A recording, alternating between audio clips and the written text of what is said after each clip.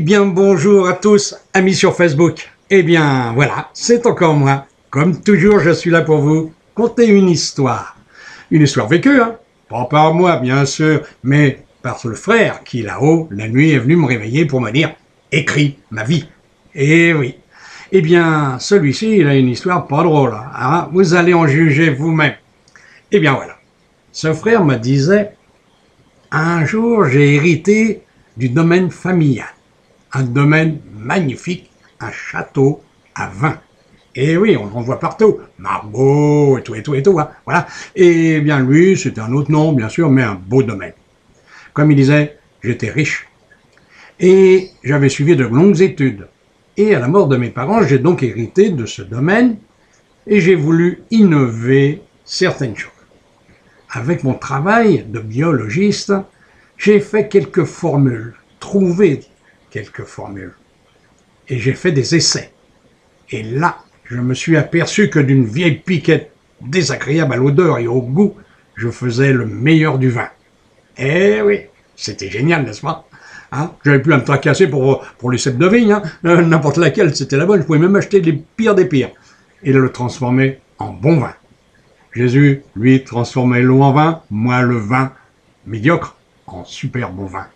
Voilà. Et alors, ce jour-là, quand j'avais découvert vraiment la formule, j'avais pas pensé à une chose. C'est que c'était l'extérieur qui était bon et agréable, l'odeur, le goût. Mais l'intérieur du vin, c'était toujours la même. Et ma formule, c'était des médicaments désagréables, détruisant certaines cellules du corps, surtout du foie. Alors, je l'ai su plus tard, bien sûr, et j'ai fait une fortune encore plus grande avec mon invention. Et puis un jour, j'ai commencé à souffrir. Les genoux. Ah ouais. On dit toujours que celui qui a mal aux genoux, il ne veut pas plier. Oh, pardon. Donc, lui, il disait, j'ai commencé à souffrir. Mais mes os ont commencé à craquer, à se détruire. Et après, c'était les cannes, les béquilles et la chaise à roulettes. Et puis, un jour, je n'ai plus quitté mon lit.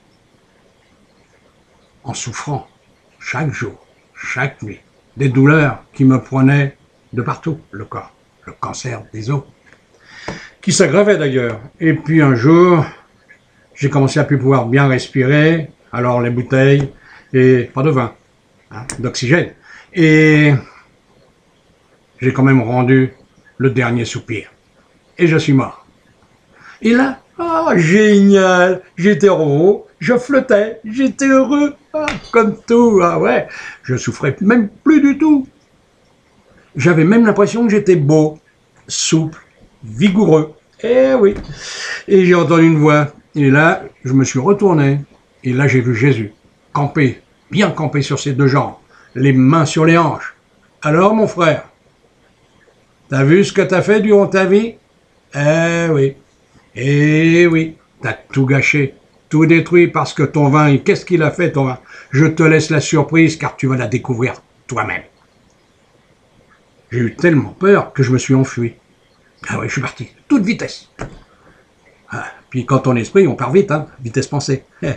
Mais je me suis aperçu que j'étais dans des endroits de plus en plus sombres. En fait, la nuit tombait. Au début, c'était lent, très lent. Alors, j'étais là à réfléchir, à essayer de réfléchir sur ce que je devais faire, et où aller et comment faire.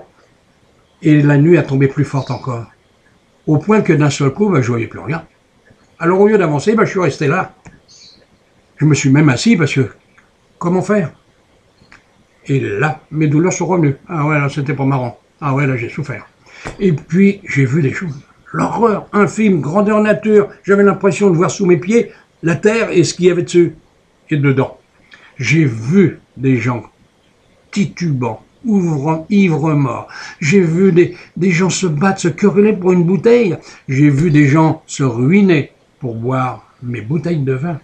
J'ai vu des femmes se faire violer, des enfants aussi même, se faire battre, à mort même pour certains. J'en ai vu se suicider. Tout ça parce que j'avais fait un super bon vin. Mais je ne savais pas, c'est que les ingrédients que j'avais ajoutés dedans ne faisait que justement, ces pauvres gens, les asservir. Et ils ne pouvaient plus se passer. C'était une drogue. Et elle était tragique, parce qu'elle était venue lentement, mais sûrement. Alors, j'ai vu tout ça. Et puis un beau jour, j'ai dit, je ne peux pas rester comme ça. J'ai appelé Dieu, j'ai demandé, j'ai supplié, j'ai demandé pardon à tous ceux que j'avais fait mourir et qui souffraient encore de ça. Car je voyais encore que des gens s'étaient approprié ma formule et le faisaient eux-mêmes aussi. Les vins sont quasiment trafiqués. Alors, j'ai supplié, j'ai demandé pardon à tout le monde. Tout le monde. Je n'ai fait que demander pardon. Et un jour, la lumière s'est ouverte. J'ai vu l'univers Dieu. J'ai voyagé très vite parce qu'il fallait que j'aille vite. Je voulais faire quelque chose pour tous ceux que j'avais fait souffrir. Alors j'ai été à droite, à gauche avec mon guide. On a visité partout dans l'univers ce qui m'était nécessaire. Et maintenant, je suis de retour dans les zones terriennes. Et là, j'ai confectionné ma vie. Oh, ça va pas être triste. Écoutez donc. Il dit bien voilà. Je vais naître dans une famille avec un papa et une maman géniaux. Ah ouais. Super. Sympathique, généreux, tout et tout, et propre. Le bon terme du mot propre. Et moi, je vais naître. Mais alors là, surprise. Un monstre. Ouais. Déjà, j'aurai sur le visage la moitié fermée par une plaque de lit de vin. L'horreur. Je serai bègue dès que je vais commencer à parler.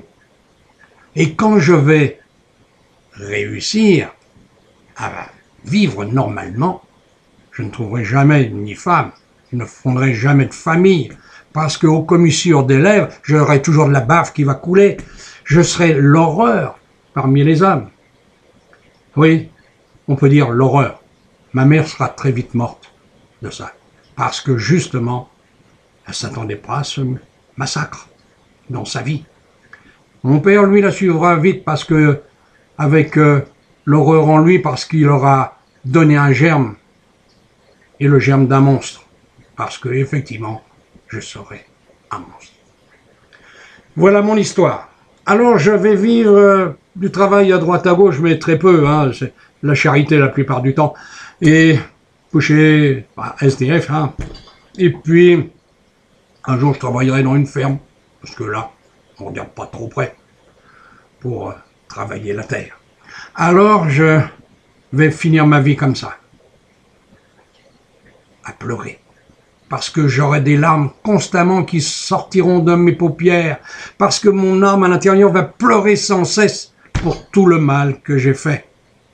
Voilà, c'est une triste vie. Je vais souffrir pour avoir fait souffrir. Voilà mon frère, me disait-il. Si un jour tu peux dire ce message sur tous les organismes, radio, télévision, fais-le. Dans un livre, fais-le. Il faut que les gens comprennent que ce que l'on sème, on le récolte. Et qu'un jour, on paye. C'est automatique. Voilà, frère. Merci. Je me sens un peu mieux quand même. Là, je vois le corps de ma mère. Je vais rentrer dedans. Elle est belle. Mon père aussi. En ce moment, ils font les jeux de l'amour. Ils ne savent pas ce qui va les attendre. Les pauvres. Je vais m'endormir pendant 9 mois. Eh oui, il faut que j'oublie tout parce que ça serait catastrophique. Surtout que le premier jour, je vais me regarder dans une glace. Voilà, voilà mes frères. Je vous dis au revoir. Eh bien, vous avez entendu, c'est triste, n'est-ce pas? Quelle vie de cauchemar! Alors, ne buvez pas trop, hein. Un verre, le vin de messe. Voilà. Allez, il faut m'excuser si je ris de temps en temps. C'était pas risible. Allez, je vous dis au revoir. Au revoir, amis Facebook. À la prochaine, j'en ai encore d'autres derrière. Je vais vous sortir tout le paquet. Allez, au revoir.